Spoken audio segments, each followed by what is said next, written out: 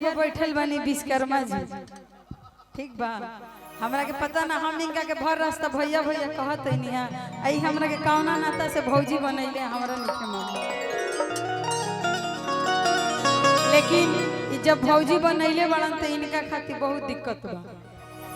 हां नहीं बने करे ना होता दे दे है ना। और अनुपमा दीदी भी बाड़ी। बाकी कार्यक्रम के हमनी के शुरुआत कइल जाओ और कहेगा बा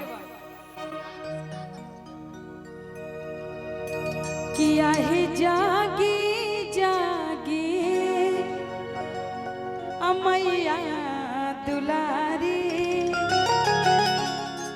भइले भोरा हरिया है। तो देखिए एगो भक्त माता रानी के दरबार में गइल बा और माता रानी से कहता किया है जागी जागी मैया भवानी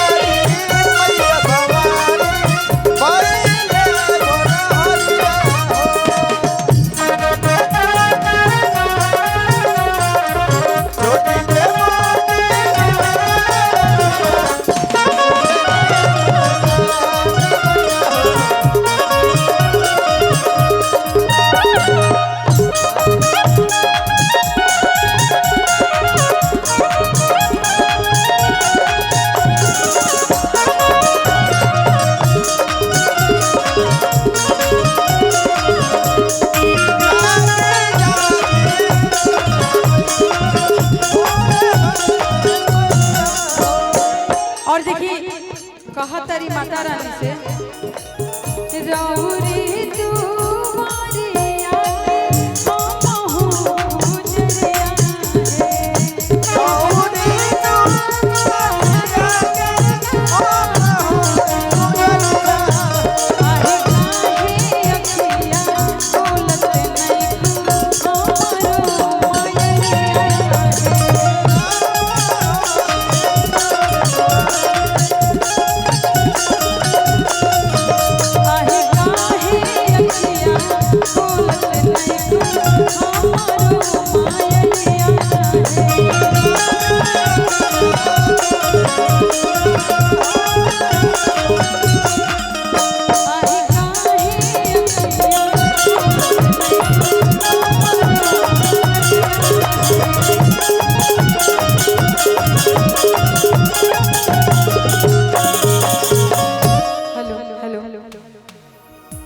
लेवल बढ़ा दो पीछे वाला में डालो। और देखिए भजन के बस शुरुआत रहे।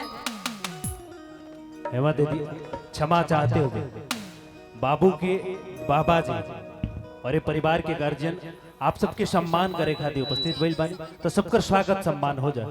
और भैया ये जो मेन माइक है इसको उठा दीजिए इस मॉनिटर में, क्योंकि पीछे आप लोग को तो मिल रहा है ना सही, तो ये वोकल का जो मेन है ना इसमें नहीं मिल रहा है, थोड़ा सा देख लीजिए। बाकी आपका तो जवाब ही नहीं है, लाजवाब आप हैं।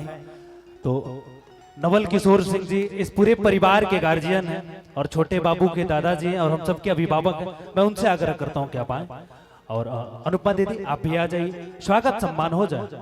और प्रशांत विश्वकर्मा भैया आप तीनों लोग आ जाइए, और चाचा जी और बाबू के पापा जी और उत्कर्ष मामा, उत्कर्ष भैया आप आ जाइए ना स्वागत सम्मान के लिए, और मयंक भैया आप आ जाइए।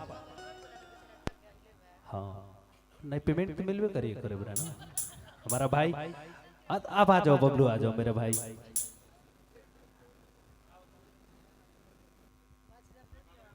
कैसा बाबूजी के बारात में ही खाती बाजा फेल कर दिल रही हम। और बाबू के नाना जी भी उपस्थित हुए हैं। नाना जी आप भी मंच तक आ जाए। हाँ तो फिर चलिए, हेमा दीदी आप आ जाए।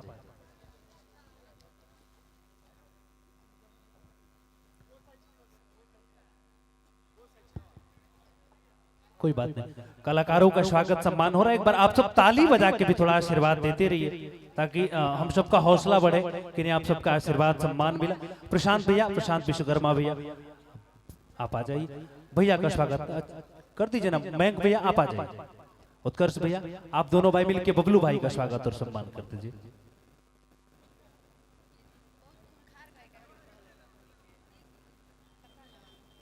और प्रशांत विश्वकर्मा भैया का स्वागत, मयंक भैया और उत्कर्ष भैया आप आ जाइए।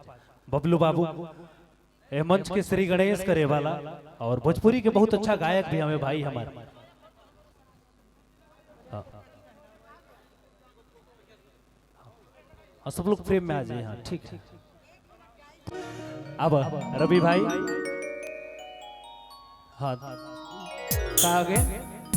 हाँ हेमा दीदी अभिजा शमनी के शोहर एक दूगो गा लिया, जैसे कि अनुपमा दीदी भी बड़ी। अच्छा ठीक बात। तो एक बार सब कलाकार के स्वागत सम्मान हो गए और अत्यधिक ना बोलते हुए इजे से आप सभी को छोटा सा ताली बजा के आशीर्वाद देती और कार्यक्रम फिर से अपना रूप में, फिर से अपना प्रारूप में आई आदरणीय हेमा पांडे जी।